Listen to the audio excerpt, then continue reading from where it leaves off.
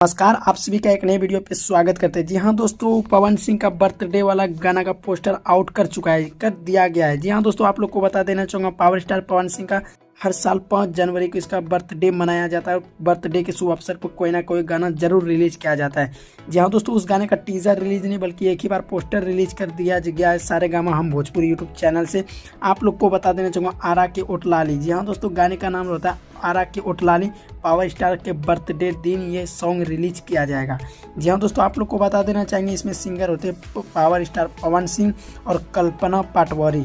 जी हाँ दोस्तों, पाटवारी जो है, कल्पना पाटवारी काफ़ी जोड़ी तो पहले हिट रहते थे, लेकिन अभी आवाज़ दोनों का मैच नहीं करते, लेकिन वो गाना आने के बाद ही पता चलेगा। जी हाँ दोस्तों, इस गाने के फैक्ट में नज़र आते हैं सोनम मलिक। जी हाँ दोस्तों, सोनम मलिक जो है वो कुछ खास नहीं, जो कि आप लोग को देखने ये बाकी रहेगा कि मूवी आखिर गाने में एक्टिंग कौन से ऐसे करते हैं। जी हाँ दोस्तों, इसमें जो म्यूज़िक देते हैं, इसका म्यूज़िक देते हैं राजत नागपाल।